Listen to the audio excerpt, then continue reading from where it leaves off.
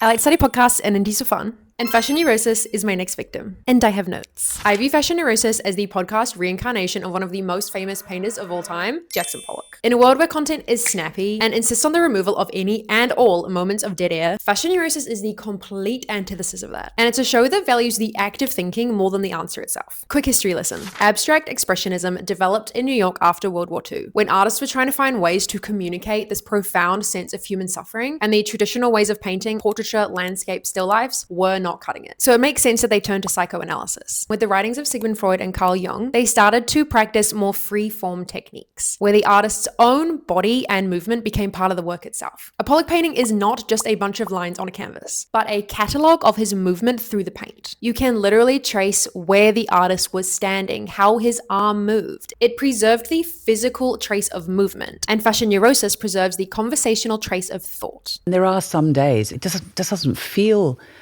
right, or you feel like a fraud, even in your own clothes. Everything from the set design, which is an homage to Bella's great-grandfather, Sigmund Freud himself, to her unusual interviewing techniques. She rarely interrupts. They leave in a lot of the filler words and the silence. Bella lets guests go wherever the thought takes them without much intervention. All preserves the messy and imperfect nature of thinking, which means there are pauses, abandoned thoughts, tangents, and moments where the guest clearly isn't sure what they think yet. Yeah, I don't know how to answer your question. I don't know. But how can watching someone think be engaging? And honestly, sometimes it's not. Sometimes it's really profound and intimate, and other times it's just a little bit boring. But that's the importance of thinking. It may not always lead you somewhere. And Bella is far more willing than most interviewers to take that risk. It's very human, and it requires a level of patience that I think we have started to give up over the past decade of being online.